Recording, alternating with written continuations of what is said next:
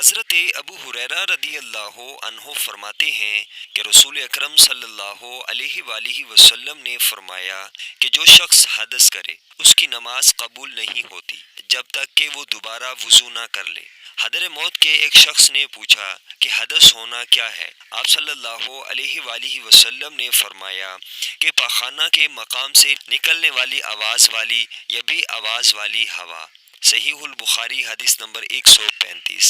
ام المؤمنین حضرت عائشہ صدیقہ رضی اللہ عنہا فرماتی ہیں کہ اللہ تعالیٰ نے پہلے نماز میں دو دو رکعت فرض کی تھی، سفر میں بھی اور اقامت کی حالت میں بھی۔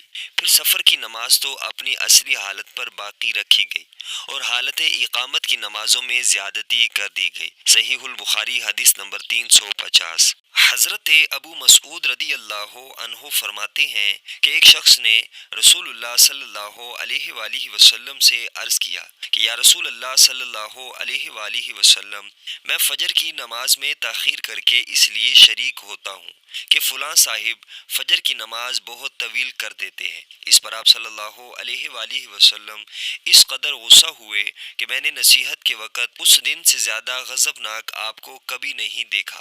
پھر آپ صلی اللہ علیہ وآلہ وسلم نے فرمایا گو تم میں بعض لوگ نماز سے لوگوں کو دور کرنے کا باعث ہیں، پس جو شخص امام ہو اسے ہلکی نماز پڑھنی چاہیے، اس لیے کہ اس کے پیچھے کمزور، بوڑھے اور ضرورت والے سب ہی ہوتے ہیں۔ صحیح البخاری حدیث نمبر 704۔